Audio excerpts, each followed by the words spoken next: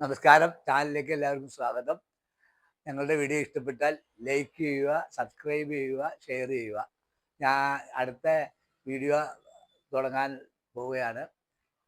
മലയാളത്തിലെ പ്രിയങ്കരനായ ഇതിഹാസ നടൻ ജഗതി ശ്രീകുമാരനുമായുള്ള ബന്ധത്തെക്കുറിച്ചാണ് ഞാൻ സംസാരിക്കുന്നത്.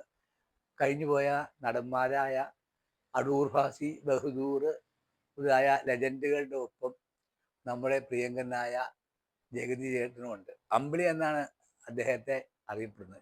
ജഗതി ശ്രീകുമാർ മലയാളത്തിൻ്റെ ഒരു സ്വത്താണത്.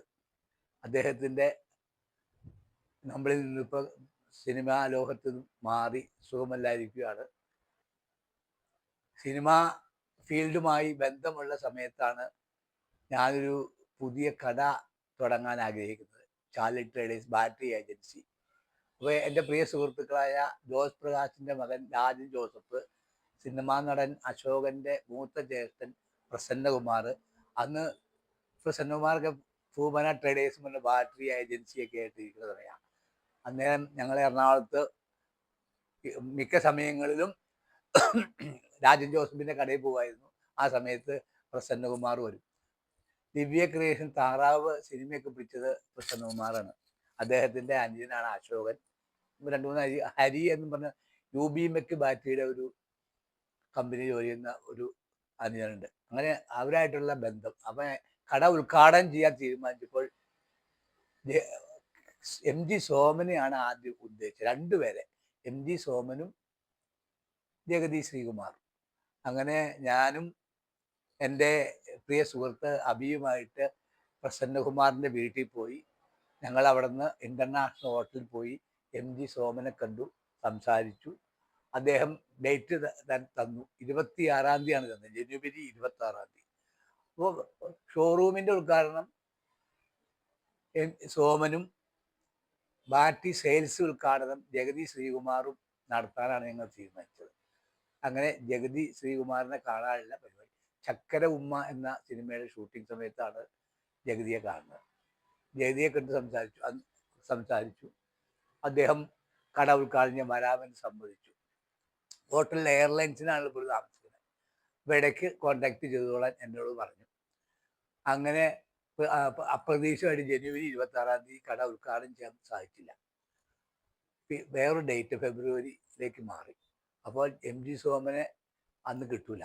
അദ്ദേഹത്തെ ക്യാൻസൽ ചെയ്തിട്ട് ജഗതി ശ്രീകുമാർ കട ഉദ്ഘാടനം, അതായത് ഷോറൂമിൻ്റെ ഉദ്ഘാടനം merchant association president KN Balakrishnan നായരും ആദ്യ സെയിൽസ് ഉദ്ഘാടനം ജഗതി ശ്രീകുമാറും ഫിക്സ് ചെയ്തുകൊണ്ട് അനൗൺസ്മെൻറ്റ് ചെയ്തു. അങ്ങനെ കടയുടെ ഉദ്ഘാടനത്തിന് മുമ്പ് ജഗതിയുമായുള്ള കുറേ കാര്യങ്ങൾ.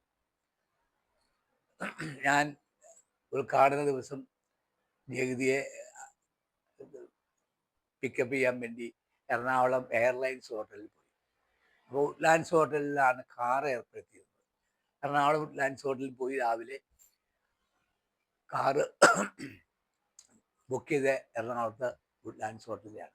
അപ്പോൾ മൂവാറ്റുപുഴയിൽ നിന്ന് അതിരാവിലെ ഞാൻ, അന്ന് ബസ്സൊക്കെ ഉള്ളു, ബസ്സിൽ പോകാൻ നോക്കും, ബസ് കിട്ടില്ല. അപ്പം തന്നെ മനോജ് കോർപ്പറേഷൻ്റെ ലോറി മൂവാറ്റിൽ നിന്ന് പോയിട്ട് അതിൻ്റെ അകത്ത് കയറി തൃപ്പൂണിത്ത് വന്നിറങ്ങി. അവിടെ നിന്ന് ഒരു ടാക്സി വിളിച്ച് നേരെ വുഡ്ലാൻഡ്സ് ഹോട്ടലിൽ പോയി. അപ്പോൾ വുഡ്ലാൻഡ്സ് ഹോട്ടലിൽ അന്ന് വണ്ടിയൊക്കെ ഏർപ്പെടുത്തി ജഗതി ശ്രീകുമാർ ഇങ്ങനെ പറഞ്ഞു അവരെങ്ങാണ്ട് ബുക്ക് ചെയ്ത വണ്ടി. അപ്പോൾ ആ വണ്ടി വിളിച്ചുകൊണ്ട് ഞാൻ എയർലൈൻസ് ഹോട്ടലിൽ പോയി. അപ്പോൾ ജഗതി ശ്രീകുമാർ കുളിക്കുകയാണ്. എൻ്റെ അടുത്ത് വെയിറ്റ് ചെയ്യാൻ പറഞ്ഞു. കാപ്പി ഓർഡർ ചെയ്തു. അങ്ങനെ ഞാൻ കാപ്പി പ്രതീക്ഷിച്ചിരിക്കുമ്പോൾ ജഗതി കുളിയെല്ലാം കഴിഞ്ഞ് വന്നു. ഞങ്ങൾ രണ്ടുപേരും ഇരുന്ന് കാപ്പിയെ കുടിച്ചു കഴിഞ്ഞിട്ട് ഉദ്ഘാടനത്തിൻ്റെ സമയമൊക്കെ ചോദിച്ചു. അപ്പം ഇങ്ങനെ സാറ് വരുന്ന സമയം 11:00 അങ്ങനെ അനൗൺസ്മെൻറ്റ് ചെയ്തേക്കണം. അങ്ങനെ ഞാൻ ജഗതി ശ്രീകുമാറുമായിട്ട് എറണാകുളത്ത് നിന്ന്, ഞങ്ങൾ രണ്ടും തന്നെയുള്ളൂ, മൂവാറ്റുപുഴയ്ക്ക് പുറപ്പെട്ടു. അപ്പോൾ ഇടയ്ക്കിങ്ങനെ വണ്ടി ബ്ലോക്കുമൊക്കെ ആയിട്ട് ഇങ്ങനെ കാറ് പോയിക്കൊണ്ടിരിക്കുമ്പോൾ പുള്ളിക്കൊരു ചായ കുടിച്ചാൽ കൊള്ളുന്ന ആഗ്രഹമുണ്ട്. അങ്ങനെ ഞങ്ങൾ എവിടെ എൻ്റെ ഓർമ്മ ജഗതി പുള്ളി ചായ കുടിക്കാനൊക്കെ വലിയ ഹോട്ടലിലൊക്കെ പുള്ളി പറഞ്ഞു അത് വേണ്ട, നമുക്ക് ചെറിയ ഒരു അമ്മാവൻ്റെ കടയിൽ കയറാൻ. അങ്ങനെ ഞങ്ങൾ പുത്തൻകുരിശ് വന്നപ്പോൾ ഒരു അമ്മാവൻ്റെ കട കണ്ടു. ആ തിയേറ്ററിൻ്റെ അടുത്തുള്ള ഞങ്ങൾ അവിടെ വണ്ടി ഒതുക്കി ഞങ്ങൾ ഇറങ്ങി ചായക്കടയിലേക്ക്. ആ സമയത്താണ് ജഗതിയെ കണ്ടപ്പോൾ അവിടെയുള്ള ആളുകൾ അങ്ങ് ഓടിക്കൂടാൻ തുടങ്ങി. ഈ തൊഴിലിൽ പണിക്കൊക്കെ പോണ പെണ്ണുങ്ങളും ഒരാണുങ്ങളെല്ലാം ഓടി ജഗതി ജഗതി എന്ന് പറഞ്ഞു വന്നു.